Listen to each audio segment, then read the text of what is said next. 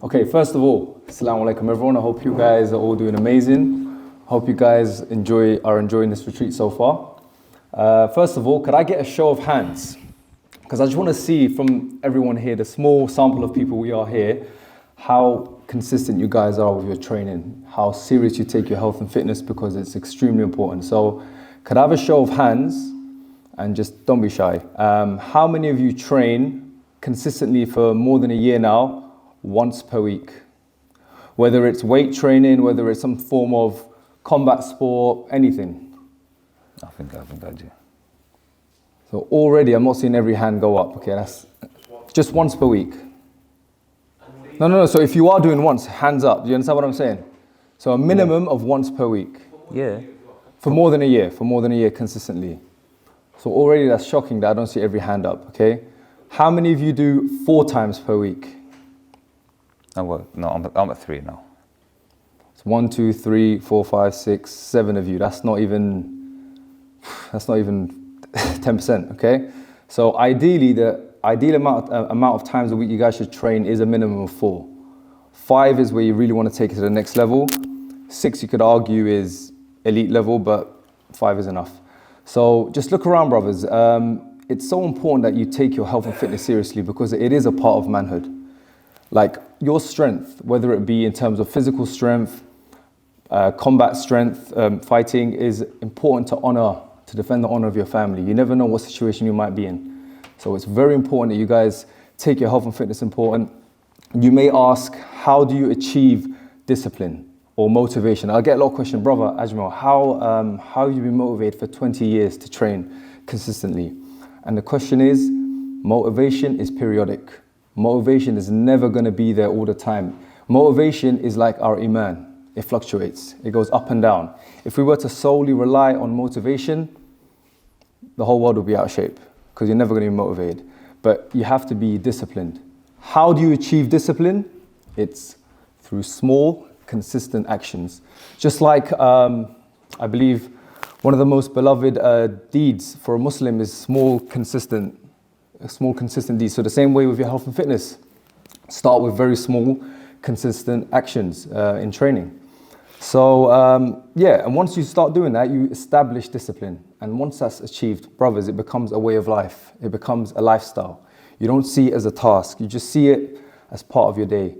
And I always like to link it back. I get a lot of people asking me, how do you stay, again, how have you been so consistent? What's the discipline behind it? I'm sure you guys have heard this famous hadith. The strong believer is more beloved to Allah than the weak believer, and there's goodness in both. And scholars say, Sheikh Ojedi could maybe correct me if I'm wrong, that this is also in regards to physical strength. Is that correct? Not just iman. So that alone that's it. That's all you need in terms of motivation and to attain that discipline. Another one, for example, would be that this body, this vessel is a gift. It's an amana given to us by Allah. When we return back to Him, we all will. This is inevitable. You will be questioned, what did you do with your health? Did you waste your time? I believe it's a sin to be overweight. This is not directed at anyone, okay? So I'm sure you guys have heard the narration of Ibn Khattab saw a man with a big stomach, and he said, what is this? And I believe he replied, this is a blessing. And he said, no, this is a curse.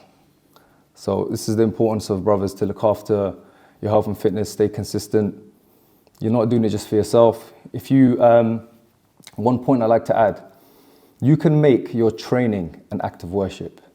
If your intention is to become a stronger believer, you can literally make every day that you step into the gym, or every time you do some sort of activity, you say, I am doing this for the sake of Allah, to become a stronger believer, so I can, have more strength for the sake of my family, in salah, everything, just to be stronger. When we do umrah, hajj, you need endurance. It's not easy. So it's all linked. And if you have this intention, it can be an act of worship, ibadah. So brothers, I want to open the floor to as many questions as you guys have in regards to health and fitness. Don't be shy, please. It could be from diet, it could be from training, it could be from anything. Bismillah. Let's go, tafadhal. Yes. So for me, diet-wise, I track calories. I think it's very important that you really you pay attention to what you put into your body. So for example, I track calories. At the moment, I'm shredding, even though you guys have been seeing me eat all these croissants, not right now, but I've been losing body fat at the moment. Anyone that follows me on my socials will notice that I've gone through quite a good consistent transformation at the moment of getting leaner. And all I do is I track calories. So your calories are broken up into 3 main macronutrients. You have your proteins, you have your carbohydrates, and you have your fats. You know, I don't even need this mic. You have your proteins, you have your carbohydrates, and your fats. And these make up the main calories in your body. So as long as you're consistent and you pay attention to what you're eating, being consistent with how much you eat and also being consistent with how much you train, this creates an energy balance. So if you eat more calories than you burn, you gain weight. If you eat less calories than you burn, you're gonna lose weight. So what I do at the moment, I'm tracking my calories. I'm on 3,500 calories a day, which is quite a lot, but I'm very active. I do 16,000 steps a day minimum. I train 6 times a week, and I monitor my weight weekly. So every Monday, I check my weight. If my weight hasn't fluctuated, if it hasn't gone down, I have 2 options. I either increase my activity or reduce my food intake. And that's all it is.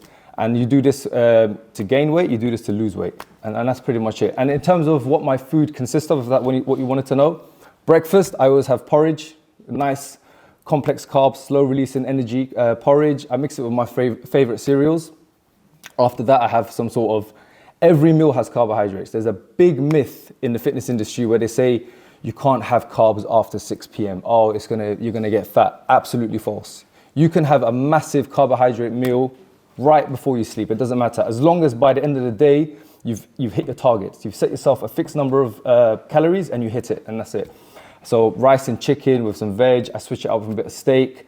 I have my eggs meal with bread, but everything is tracked. MyFitnessPal is like my best friend after the Quran. So That's the name of an app, by the way. yeah, MyFitnessPal is an app that it's a calorie counter. Yeah. So How do you balance the amount of calories you need in terms of not overeating? So you're saying, how do you figure out how much you need to eat? Okay, so the first week will always be trial and error. Also, Yeah. some people, especially your guys, eat 6 times a day. Some Muslims would say that's overeating and it's too much. How would you justify it if you're aiming to have 6 meals a day? So there's no such thing as the frequency of meals. For example, I don't have 6 meals a day. I have 3 or 4. It's all about the size and the quantity of the food that you're consuming. So you don't need to have 6 meals a day. 6 meals a day is the same as 3 meals a day. It's just about the size of the meal. You see what I'm saying? And a good way to get the food in if you struggle is wake up early. So that's pretty much it. People just overcomplicate the game thinking like, I need to get all my meals in. If I don't get my meals in, like it has to be a fixed number of meals. I have to eat every 2 hours. This is another complete lie. You do not need to eat every 2 hours or 3 hours. Eat when you're hungry, but from the moment you wake up to the moment you sleep, just make sure you consume what you need to consume. And sorry, to add to your first part of your question, how do you know how much you need? The first week is trial and error. So for example, your weight, for example, someone here weighs 80 kilos. Their goal is to lose weight. They want to be lean at 75, whatever it may be. So they set themselves on 2,500 calories. However, this is the key now. This is why I talked about discipline in the beginning. You have to be consistent with how much you eat every day and how much training you do throughout the week. Then Monday to Monday, check your weight again. If your weight hasn't budged, like I said, you either increase activity or drop your calories. And that's pretty much it. So it's trial and error. So for that person, if 2,500 calories didn't work for him, say he gained weight, he's gonna think now, okay, how much cardio am I doing? Am I not doing enough cardio? If I've got time, let me introduce some cardio, give it another week and see what happens to their weight. And then from there, once you've established that deficit or surplus, it's easy, plain sailing ahead. Yeah. Those are just general questions for everyone. Bit of background about myself. Earlier this year in May, I was 97.5 kg. MashaAllah. A bit of a big boy. Big boy, yeah. The day before I come here, I was 83.7. Great. So inshallah, if anyone asks me to help, I'm willing to help as well. For sure, MashaAllah. If you ask me, so- Great stuff, man. Very good. Right. Any more questions? What's your I'm trying to frame this right. What's your view on supplements and stuff like that? So this is another thing now. A lot of people think you need so much. A lot of supplements in the fitness industry is actually business. You don't need it. I'll be honest with you. Obviously, you have your vitamins and stuff. This is separate. Of course, you need these things, multivitamins and stuff, iron. Elaborate a bit as well. On which one? The vitamins. Yeah. So you need to have those 100%. Because sometimes, like for example, vitamin D is one in this country. We don't get enough sun. 100% have it. But the most researched supplement, which is the only one I actually recommend to all my clients, is creatine. It's the most highly researched supplement, creatine, and it's really good for strength, really good for internal muscle fullness. So it increases water retention in the muscle, not on the outside. So it's actually very important. I'll get to you. Oh, are you stretching or you want a question? Okay, okay. And then, so those are the only supplements. BCAAs, I don't know if anyone here takes BCAAs. Absolute, don't want to say scam, but it's not really needed at all. But there are one brother mentioned to me earlier, asked me about some supplements that would help raise testosterone naturally. Tonga Ali, Shilajit. These are two natural supplements that have been researched very well, and they are proven to raise testosterone levels. And this is the hormone that promotes muscle growth. So it's a very important hormone that we want to keep high as men, link it to manhood. And yeah, you can easily get these supplements as well. Everything else, I'll be honest, not really needed. Vitamins and protein, basically. Pretty much it, honestly. You can have glucosamine sulfate, which is good for your joints as well. Other than that, that's pretty much it. From my experience, I don't think you need anything else. Yeah. Alhamdulillah. What about protein powder? So again, okay, so another one, a lot of people ask that, they're like, oh, what protein powder do you take? I get this DM so many times. Akhi, what protein powder would you recommend? I recommend protein powder only for people that are really busy, that don't have time to make their meals. If you have time to make some meals, nothing beats proper whole foods, proper protein source, whether it's beef, chicken, lamb, whatever it may be. Again, in moderation by tracking calories, but protein powder is not needed. However, there's nothing wrong with protein powder. It is it's perfectly fine. It is actually extracted from milk from certain animals as well in terms of the protein. And yeah, so protein powder is fine only if you're in a rush and you need to make up time. So.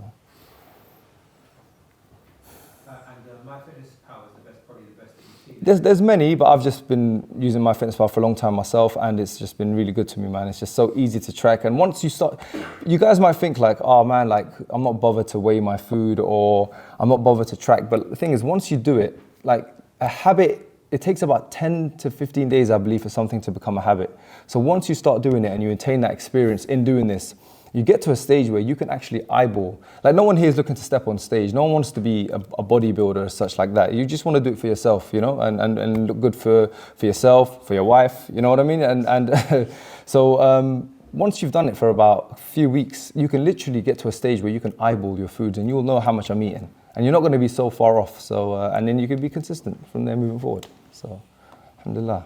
What's your water intake like? So this is one for so I'm not a good example. I don't want to use myself as an example because I don't drink enough, but you need to have at least 5 to 7 liters of water a day, especially if you're active. If you're training 4 or 5 times a week, you need to have at least 5 liters of water a day. Alhamdulillah, the only time where I actually drink sufficient water is during my training. I think I get about 2 liters down, 2.5.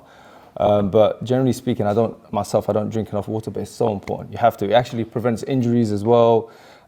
Just keeps our body is 80% water. So It's a good way, if you've got like bad habits of snacking and stuff like this, you take it out with you when you go to work, or you go to school, or just general, you're out and about, instead of picking up chocolates and crisps, and instead of just getting wine, you start getting something down you. yeah, for sure. No, 100%. Zero calories. Yeah, I don't even do liquid calories. It's a waste of calories. Yeah, alhamdulillah. What's your sugar intake? So that's a funny question, So I've done a bit of research on this recently myself. I was looking into whether a calorie is just a calorie. Like for example, of course, if you eat whole foods, if you want to look into the micronutrients of things of like fiber, minerals, vitamins and stuff, of course it's very important to keep sugars down, have your carbs wholesome, whatnot. But me personally, I've been doing this for nearly 2 decades now, alhamdulillah. I've gotten down to 5% body fat multiple times, stepped on stage, and I've never actually worried about my sugar intake. I've always just paid attention to my calorie intake.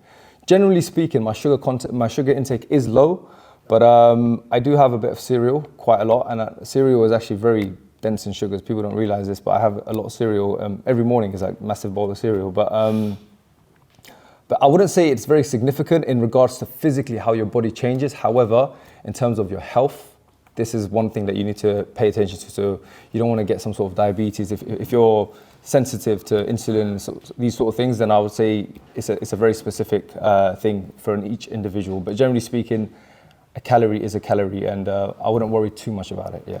Just on the topic of sugar, the brothers Abdullah, I don't know if Dr. Abdullah is with us or not. Maybe he's sleeping. And also Dr. Amr. Their father is a specialist in rheumatoid arthritis, and the topic of sugar itself is a huge topic that they speak about. If he heard Ajmal's answer, he'd probably get a heart attack. Because even when I have like 7-Up in front of him, he wants to attack me. Oh, you're putting this in your body, you're dissolving your bones.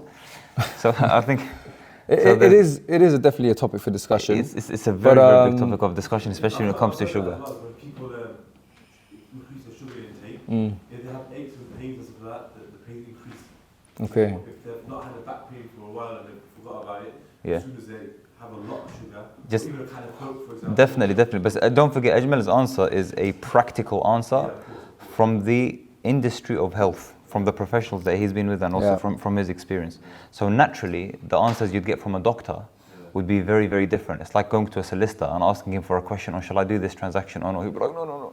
The risks and aversions or whatever it is, and then you probably most likely go and do it. Yeah, doctors are too, I think OCD when it comes to these things. I think Amr's approach will probably be a bit more practical because he's also into health. But Dr. Abdullah, maybe his dad, they'll probably have a bit more of a theoretical approach to it.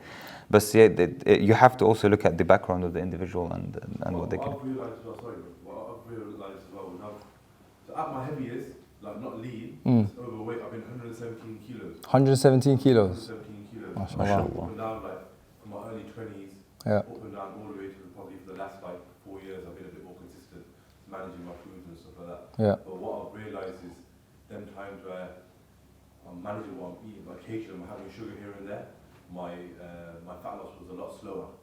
But if I reduce my sugar intake to zero, not practically like staying away from the chocolate, crisps, easy drinks, and replacing them with like 0-calorie drinks and stuff like that, my fat loss was a lot more quicker. But you know what that is? That's just you reducing your calorie intake, and all you're doing is creating that bigger deficit. But even then sometimes where I was sitting in a calorie deficit, I was managing my calories, but occasionally I was having a bit of chocolate, for example. Yeah, but was your calorie intake the same when it was a high sugar content day and a low sugar content day? Because that's what I'm saying. If he wasn't tracking that, then this is what it is. I was still tracking it, but occasionally I was having a little piece of chocolate, not a full bar of chocolate, in my fridge at home. Not tracked. So be honest, not. But it's 20 calories, you know what I mean? Yeah. So it's not like I'm eating a whole bar of chocolate on top of my calories. I've always had a sweet tooth. So in my training, like, instead of having a whole bar of chocolate, I used to have like a little piece of chocolate, for example. And then after my meal, I'd have a little piece of chocolate. But then days where I took that out completely, I don't know if it was just me, but I found my intake, my fat loss was a lot. That would be the same for everyone. Because what it is, that little bit that you're having, if you were to span that over months, trust me, it makes a difference. Yeah. So and when you did remove it, you just created a larger deficit, and all it is that sped up the fat loss process. That's all it is.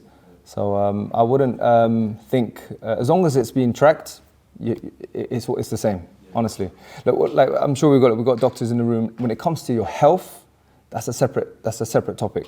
But when it comes to physically actually changing your body, if you want to lose body fat, don't be scared to have sugar, but don't replace whole foods, complex carbs, for example, or simple carbs with refined sugars. Yeah, it's not worth it. I can add one point. Yeah. In some things, it's like 1 + 1 is 3. There are a lot of factors. Yeah. So, for example, the metabolic rate itself. How do I know I burn 2,000 calories or 1,500? So, a lot of things like keeping active and eating healthier food, even if it's the same amount of calorie.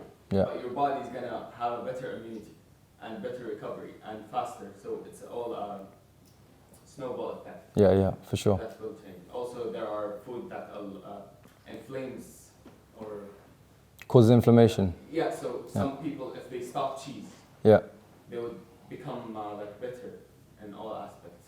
for sure. Yeah.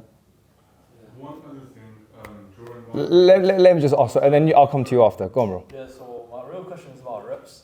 Because Okay. I'm actually like kind of new to the gym. Okay. All I did before was just wrestling. Okay. I'm just wondering for gaining size or Mhm. strength, what's the best number of reps per exercise? So it's funny you say this. A lot of the times I used to always go over the case of like a lot of people think high reps, and this is a big misconception. High reps makes you lean, low reps makes you put on muscle. This is not true.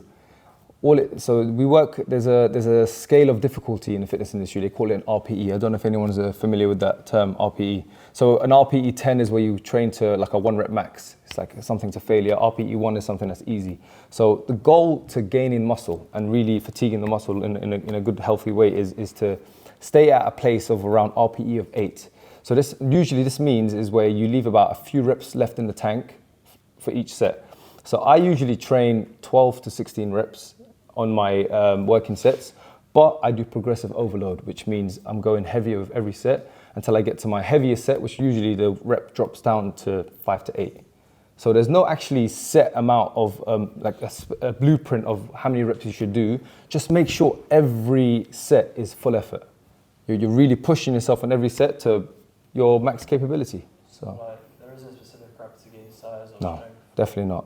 Obviously, when it comes to size, when it comes to strength, that's a completely different kind of training method. So that's strength training. You don't want to do high reps anyway. You want to basically preserve your strength, do a rep range of, for example, 3 to 5, and then you do it in a cycle. So, for example, try and pay attention here what I'm going to say in regards to strength training. So, for example, how I used to strength train is I used to do a cycle of 4 weeks. So I would pick a weight that's, for example, 80% of my 1 rep max, whatever compound it may have been, deadlift, squats, bench press. And the first week, I would do 3 to 4 working sets of 2 reps. 2 reps. Just 2 reps, okay? Following week, I'd bump it up to 3 reps. Third week, I would see if I could do 3, 3, 3, and on the last set, maybe 4 reps. And then on the 4th week, is I'd go for the 1 rep max. Okay, so you understand, I'm building, but not going to failure. I'm always leaving a rep in the tank. On the 4th week, that's what we're doing right now, if you notice, yeah? And you're getting stronger, yeah? So on the 4th week, I go for the 1 rep max. Hopefully you get the 1 rep max, and then what you do, you have a deload week. You have a whole week where you drop the weight by 30%, 40%, you're at roughly 60% now, and you do, that whole week you do a deload. And now you restart the cycle from week 1, but the weight is slightly heavier. And then you just repeat it. So like, sorry about that. So training to failure is Yeah. necessarily the more like, it's necessarily beneficial. Training to failure every session is actually counterproductive because you're frying your CNS, your central nervous system, and that takes a couple of days to actually restart. So you've noticed sometimes people keep training and they go to failure. They're trying to get, for example, they're trying to get a 1 rep max and they're failing every week. It's because they're not given they don't have a routine, a cycle to hopefully get them in that right procedure to get that 1 rep max. And secondly, they're just failing it and they're not changing anything. So also, if you're failing a 1 rep max, for example, you have an option of upping your food intake as well. But then the argument here is you don't want to get out of shape. But as a bottom line, just don't train to failure every session. Yeah. I think that's a good point to make. Just generally, any training. Yeah. You want to be consistent with it. You want to be training like 3 to 4 to 5 times a week. That's stronger. Yeah, you need that. Whether you're doing cardio, That's true. weights or anything. That's a good rule to have in life in general, to avoid burnout. But then linking that specifically to health and towards working out and stuff. And we actually tried this. Ajmal has been PTing me, by the way, for like nearly a year and a half. Yeah, alhamdulillah. And subhanAllah, the actual reason I got into training is Allah subhanahu wa ta'ala has blessed me with very, very active children. And I'd get winded. Adam, this guy, he knows my kids. He's very, very active, very, very fit. And after 15, 20 minutes, he's just like, bro, khalas, I'm done. So imagine me after work and coming back home and they're jumping all over me. I'm like, listen, I'm really, really out of shape. I went to Ajmal, I was like, listen, you need to fix this here. And to be able to pick up my kids for more than of couple course. minutes. So like imagine the practical element of being a father, for example, yeah? Imagine you've got a pram in one hand, a child in one hand, and then you've got another one that's on your shoulder, and then you've got the shopping bags, and if you're living in a flat, for example, you need to take that all the way up. Now your wife's not going to be doing this, you shouldn't even be expecting her to do that, that's your job. So after a while, you start to notice your weaknesses and where you need to. So having a little bit of muscle on you, I'm not saying you have to look good in terms of, looking in front of the mirror, mashallah, tabarakallah, looking a bit like Ajmal, yeah? Has its benefits. Yeah, it has its benefits. But in terms of the practical element of using that in your life, you need it. It reaches a stage where you need it. You notice there's a bit of weakness over here, and I need that for me to look after my family in Could I also add something about, like, I don't want it to come across as something shallow, but having a good physique is actually so beneficial in today's society that we live in, because a lot of times you might come across someone, you might be in a meeting, you might meet networking, for example, and I'm sure you guys know this, but a good physique, for example, when someone sees you for the first time, okay, say it's a networking meeting, right? And you go in there in a nice suit, you can tell it's a little bit fitted, you can tell the brother works out, whatever. Straight away, if it was a business meeting, for example, or whatever, a meeting for a future wife, potential wife, for example, as well, but let's keep it to business, right? Straight away, that person knows that this person has time management, he's disciplined, he's motivated. So straight away, somebody can judge you without knowing you at all that this person has these traits about him. So this is what I'm saying, it comes with so much benefit. So like your health and fitness relates to so many aspects of your life. For example, a lot of brothers here, show of hands, who's not married here? MashaAllah, there's a lot of brothers. What's going on, bro? We need to have a conversation. So the majority here are not married. So myself, I was very picky when I was actively looking to get married. And one of the questions, I was on Freshly Grounded, one of the first earlier podcasts, and Brother Faisal actually asked me, he was like, what's one of the reasons why you do this? And I said, as well as it is for myself, it's also for my future wife.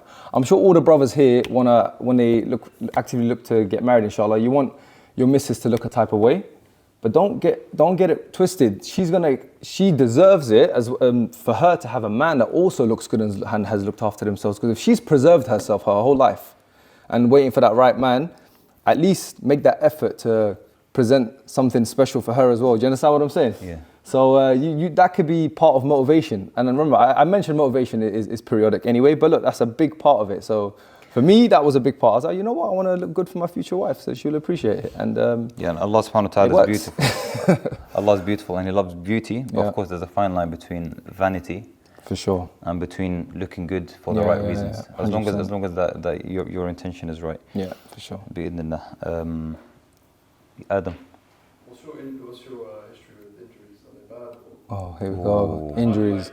For some reason, brothers, okay, please, I was speaking to Musa earlier, please stay on top of your adhkar. Because especially if you're in the public eye, or if you have a lot of friends anyway in your circle, or people in the community know you. But me personally, I've been going through a lot of injuries lately. And it's really, I always mention it to you. And it's really making me hold back on my training. I haven't actually trained at full potential for quite a long time. So I've got a lot of, they're not major injuries. Like I've got some calcification on my knee, which probably needs surgery, but I haven't been able to squat heavy for a very long time. But, and this all comes down to, for example, I think it's a combination of maybe negligence on my behalf where I don't actually do the MOT of my body. So if you're training actively, brothers, make sure you go get sports massages and stuff like that.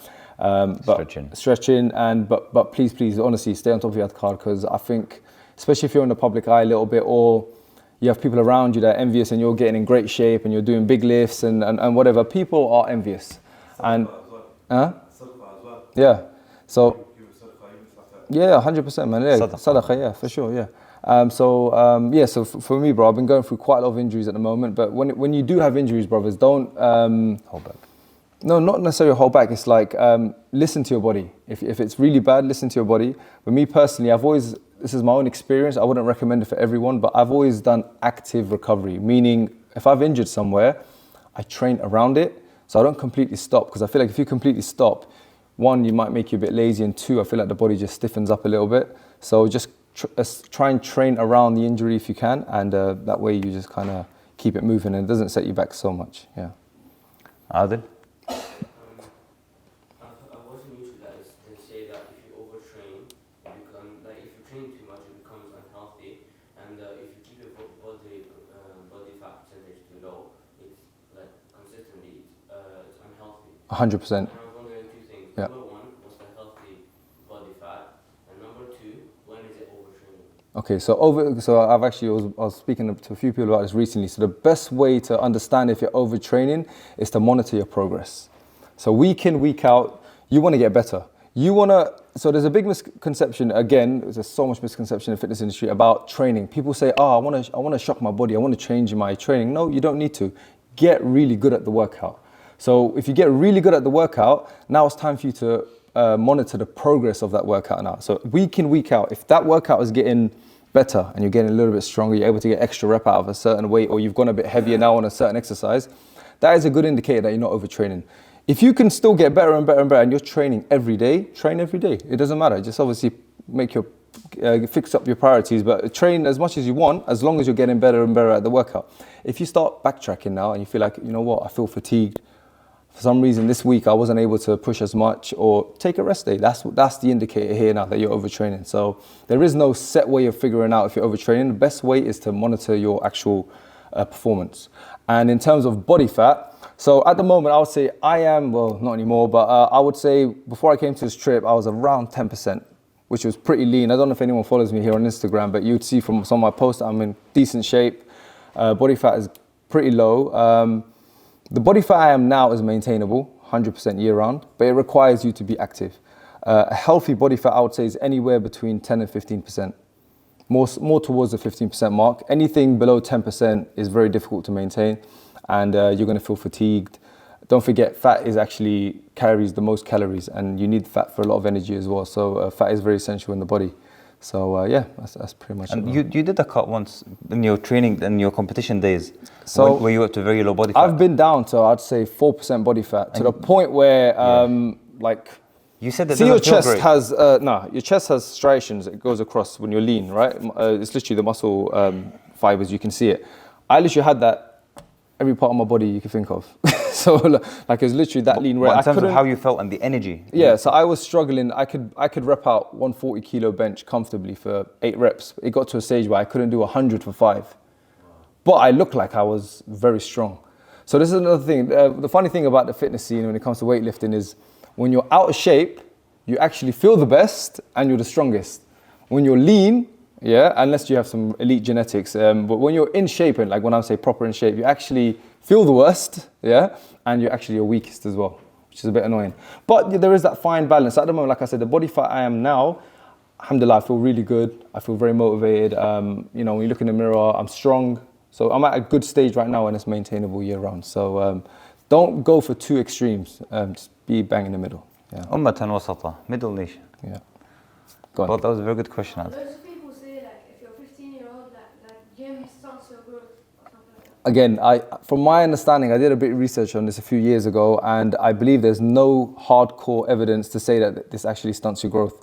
Your height is determined by the genetics from your parents, ancestors, whatever you want to call it.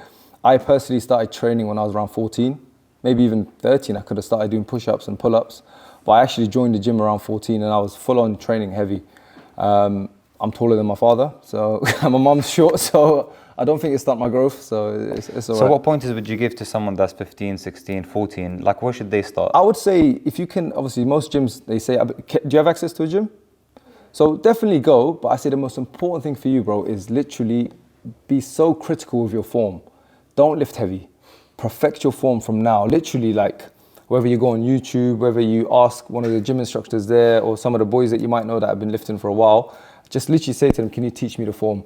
Because a lot of people, you don't, at this age, if you get injured from a young age, it's gonna be a snowball effect in a negative way, you know? And the crucial one is, for example, deadlifts. Great exercise. No, definitely do it because it's actually so beneficial in terms of your posture. It's a foundational move, so it's your whole body working.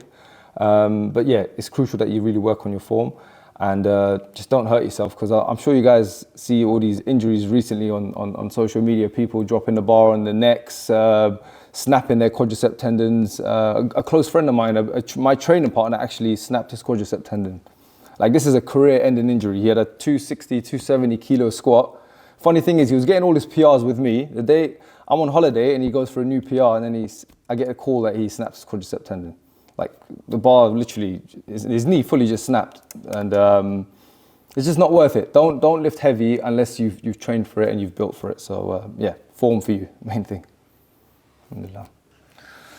What training split would you recommend? Okay, that's a very good question. Okay, so for 19 years, I literally haven't changed my training. I've always done the bro split, the muscle group split. So I've always done legs on Monday. I do chest and triceps on Tuesday. Wednesday is back and biceps. Thursday is shoulders. Friday, I do another leg session, which is, so my Monday session is quad dominated. My Friday session is hamstring and glute dominated. And then Saturdays is an arm day with some abs. I throw in some abs throughout the week anyway. And that's always been what I've done. But I'm not saying that's the best way. A push-pull split is also great. Push-pull legs, whichever way you want to do it. Yeah, push-pull legs is also great. A lot of the time people do 3 days on, a day off, and 3 days on. Just do whichever you like. Me personally, the reason why I go for the bro split, if you want to call it that, is because I like to give each muscle its full attention. So if I do a push day, I feel like once I've done that chest exercise, I can't really go heavy on shoulders. So I like to do standing military, for example, and I want to be fresh for it. So that's why I've always stuck to bro split, muscle group split. I push-pull legs, but 2 pushes a week.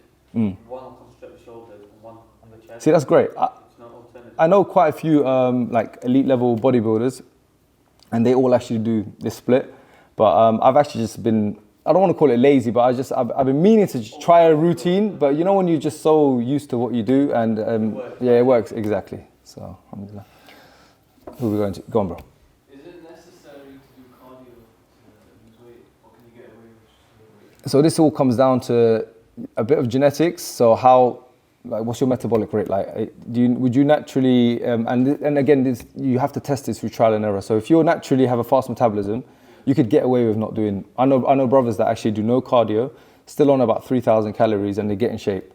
But if that's not working for you, you either drop the food to get away with not doing cardio, but then again, you're a big boy, mashallah. You don't want to drop food too much because you're going to get weak. So it's better for you to actually introduce cardio, and that will actually benefit your endurance. So say you want to do a volume set. A lot of brothers I know, my oldest brother, for example, if he was consistent, he would blow me out the water in terms of, he's got elite genetics, mashallah, very big bone structure, heavily built, but he's just not consistent. So whenever he is consistent with me, like short periods, for example, he can probably lift more than me on a 1 rep max, or even for like maybe 2-3 reps. But the second we do say 100 kilo bench for a rep out, he just gasses out. So whether you're trying to, in the bulking phase or in the gaining phase, still do cardio just for your cardiovascular endurance. It's very important. And again, it's a transferable thing. Like a lot of guys, like they get themselves all big and massive. I highly am against that, brothers. Don't make yourselves like this massive muscular guy, because it's actually, it makes you very one-dimensional. Like you want to be an athlete. You don't want to be, I know a lot of people think, oh, body, but if you look at me right now, I'm not like a massive guy. I've put myself in a position now where I could play any sport. And it's better to maintain this kind of physique where you can do any sport and not just be this muscle-bound guy that can't turn left and right. You want to be an athlete, you know? You want to be a hybrid athlete, so you want to be able to do everything. So, but yeah, just to answer the question, it depends on your metabolic rate. Yeah, cool. You also had a question from this side? How many muscle exercises per muscle group? That's a good question. A lot of people do too much. I used to, myself being one of those in my early years, I would say 3 to 4 working sets where you push yourself at that RPE of around 8 or 9 is where you should keep it at per exercise.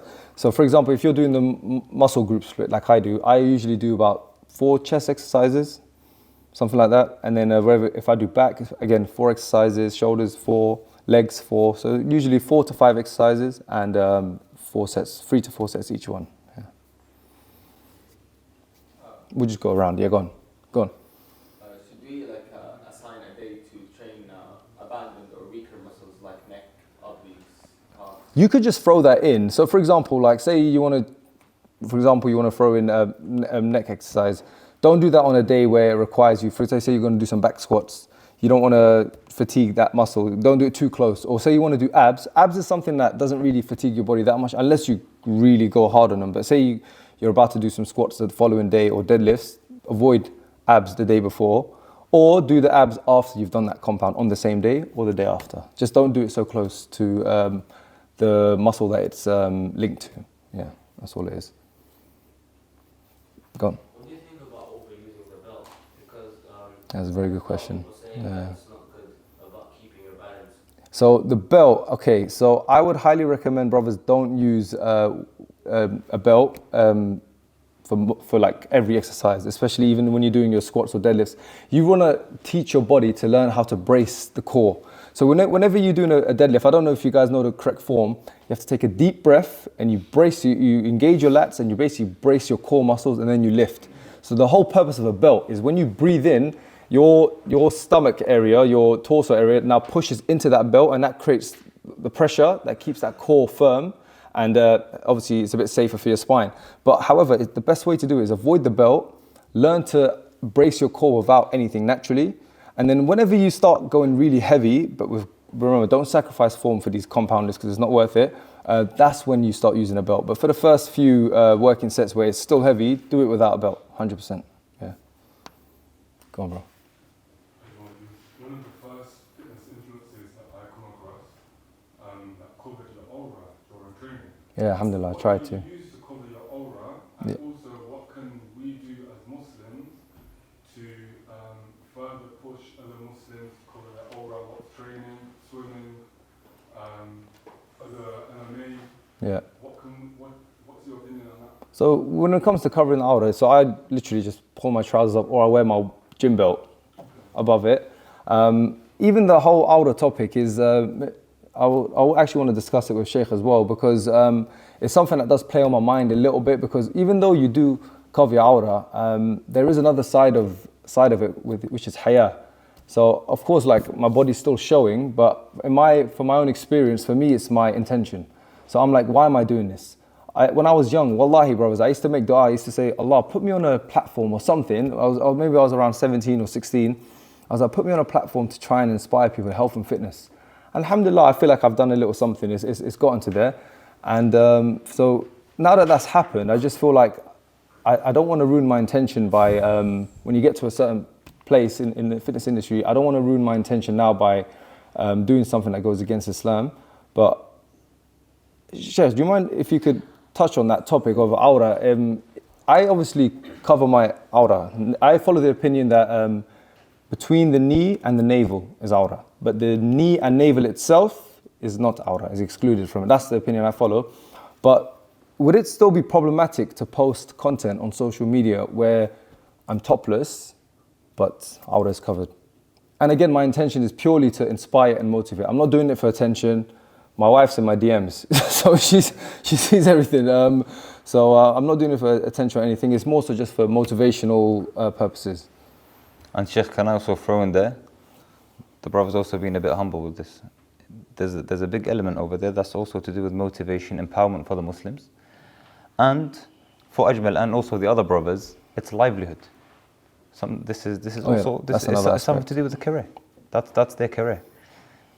So the first question is approaching this, taking into consideration haya and also the actual hukum.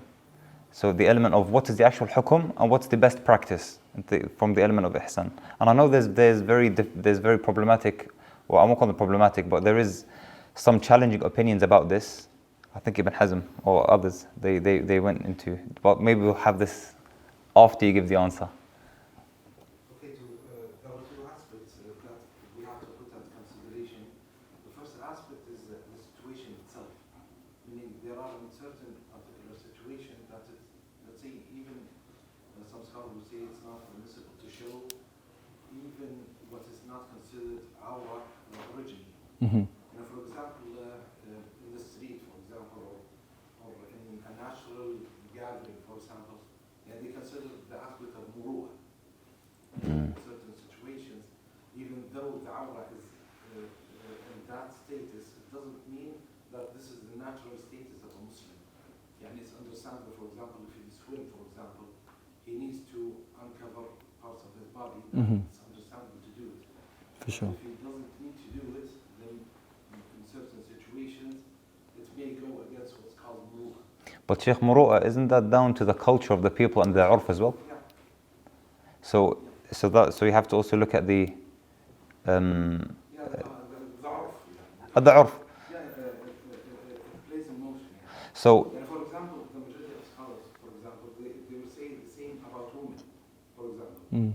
Yeah, we have two opinions on the matter of our the woman towards other women, for example. So the majority of scholars will say that the aura of a woman towards another woman is the same as the aura of a man towards a man. Okay, but they don't mean, and they explicitly mention this. They don't mean in that gathering that the woman is permissible just to sit a bit naked. Yeah. They didn't mean that. They meant, for example, if she needs, let's say, Plug it on. to breastfeed her baby, for example, Yeah. must she go to another room or cover her breast, for example, or is it permissible for her to just uncover her breast in that situation? So the majority of scholars would say, yeah, it's permissible because he needs it. So that's the first aspect of the matter. Okay. The second aspect is relating the matter to what we call maslaha. What's the benefit behind it? So yeah, from my perspective, for example, in the context you're talking about, in delivering that type of content, then yeah, one could argue for there's a type of benefit behind posting. Because I get a lot of messages from young kids as well as elders actually. They say that you inspire me in a sense of you show a good balance of deen and dunya, and I've helped them get on their fitness journey as well as getting close to Allah. And that's only purely from mainly fitness content, but I do show a little aspect of Islam in my posts. But yeah, that was something that was always on my mind. And for example, even in the Seerah or Sunnah al-Nabi sallallahu alaihi wasallam, there's something that relates to the matter. You know, for example, when Sulh al-Hudaybiyah happened, one of the things that the Prophet sallallahu alaihi wasallam agreed with Quraysh that they will perform their Umrah next year. So when they came back next year, and during the tawaf, they would uncover their shoulders, for example. Yeah. And this is explicitly mentioned from Prophet ﷺ, that to show the strength of the Muslims. This is literally what I mentioned to Musa earlier. This is what I was talking about. Yeah. Yeah. So it shows the aspect of benefit or maslaha. Yeah. That it's permissible in certain situations to do that if there's a type of benefit behind it. So could you link that to us being here? It's a non-Islamic country. So you want to show the disbelievers that the Ummah is strong. Yeah, that we are not weak if you have this intention. I mean, in certain situations that could be understandable. Yeah. Okay. But from my understanding, for example, the norm is not that. For example. Okay. Yeah, it's not normal, let's say, for a Muslim to just cover his awra and live the life. That should not be the norm. So that shouldn't be the standard the standard quote. Like, as in, you do that on the right platform at the right time. Yeah. I understand. So, Sheikh, one question as well, and I want to ask this on Ajmal's behalf, because unfortunately I spent quite a bit of time with him and I travel with him quite a lot as well. Some brothers, they're too harsh on him, and they say, you know what, you're a fitna for the sisters sometimes. Or sometimes they be like, a lot of them start to compare, and he gets accused a lot of using like steroid and this type of stuff. I've never seen any of that, and I spent quite a significant amount, and he just takes it and he just keeps on going and just doing about his thing. Yeah. So in terms of the response to the people who say you posting this content on your social media platform is fitnatizing the sisters, for example, Ajmal's response is, I put this content for the brothers. It's just like a TV. If they're going on my profile and clicking it and seeing it, how am I to blame for this? Yeah. But then also, going from the other angle and side, some of his posts go viral. So when the sisters are scrolling, it comes up on their feed. So you can swipe away. So that's his response. It's like, then avert your gaze and swipe away. If that's the case. So your guidance, like from the spiritual and religious guidance, to also give him some comfort in his heart about what he's doing. What would you advise him? And this is for a lot of, because right now in the fitness industry, there's a lot of brothers, I'm sure you guys follow a lot of other brothers, younger brothers that are coming up in the scene and they've grown a big following. So it's not just for me, it's actually a large number of Muslim fitness influencers at the moment within the UK and around the world now. So yeah, this is a main consequence or problem with the issue of maslaha and mafsada, yani benefits, let's say, and harms, or what's the best translation? Benefits and harms. Yeah, benefits and harms. Yani pros and cons. Yani in the majority of situations of human beings, we don't have a pure beneficial status. Usually there's a type of harm related to the matter. For example, when I'm tackling atheism, for example, actually I'm tackling a misconception. When I mentioned the misconception, I try to address the answer. I assumed that the answer would be beneficial for the majority of people. But there's a possibility that somebody will linger with the misconception or get harmed by it, for example. So yeah, that's a type of consequence that we have to live with. meaning that you have to balance both. And for example, let's take if the benefits outweigh the harms, then yeah, we should go for it, even though we know that there's possibility of harm. said the same thing. But if it's the other way around, then yeah, it's obviously that we shouldn't. And the majority of scholars will say if they're equal, let's say, then preventing the harm oversees the benefit. Okay. So that's mainly what I would say. Fair enough. Jazakallah khair. Musa? Sheikh, I wanted to ask you, can we say that there's no urf online? There's no urf? Yeah, you know we say like al-urfu yuhkam, right? Right? So, and the ulama, they take urf into consideration, which is basically translated to the context or the cultural, basically, surroundings of the person. So, for example, if a person was to walk through the streets of Saudi Arabia topless, that would, for an example, that would be a controversial thing to do. That would be problematic, even from an Islamic perspective. But if a person was to do the same thing, maybe in Brighton, according to their urf, it's normal. So, on the discussion of urf, can we say that there's no urf online? Or could we argue that there is an urf online? If you get my question.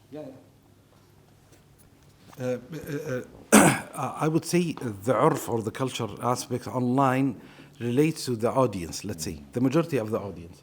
That's one issue. For example, the type of content that you release online, for example, from an urfi perspective, from a cultural perspective, is understandable. And my audience is mainly male as well. My audience is around 75% male as well. Yeah, so I understand it. Yeah. And I wouldn't understand, for example, a sheikh in a masjid, for example, doing it. There's no urf backing it up. So, yeah, the urf plays in matters, let's say, of muru'ah, for example. Yeah. Jazakallah khair. And Sheikh, you mentioned muru'ah quite a few times. How can we describe muru'ah to the brothers? I'm not sure, what's the best translation? Can I attempt? Yeah. And you correct my translation? So muru'ah is the perception of the society that you are in, that sometimes they might classify something bad, but it's not haram. Yeah. And then you going and doing that thing puts your honor in question. Yeah. Is that so? That's the concept of muru'ah. So is that understandable? Yeah. For Does example, Imam definition make Shafi'i. sense? Yeah. Yeah, there are certain cultural aspects that the society, for example, deems bad. For example, it's not something that directly relates to the Sharia, but it shows, for example, a problem with the integrity of the person. That even though he will know that the people will look down upon him. For example, he simply doesn't care. So that's a bit of problem with personality. Sure. So Imam Shafi'i, for example, mentioned that if I knew that drinking cold water would be considered something that negates my muru'ah, I wouldn't do it. And we know, for example, muhaddithin, they regard this issue when they talk about adala, meaning showing the righteousness of a person. They don't relate righteousness to only not committing sins, for example, or his obedience of Allah Azza wa Jal. They also regard the aspect of muru'ah, that he doesn't go against anything that is deemed within the society bad. If it's there's a situation, for example, if the society deems something bad, even though Islam comes, then we don't follow the society, and that's stated. But what is considered, let's say, mubah or halal, for example. So should one go against society on that aspect? One would say no from an Islamic perspective. And of course, like eating on the streets, for example. From a macro perspective, that puts you at a disadvantage. And we'll touch on this in the next seminar, inshallah.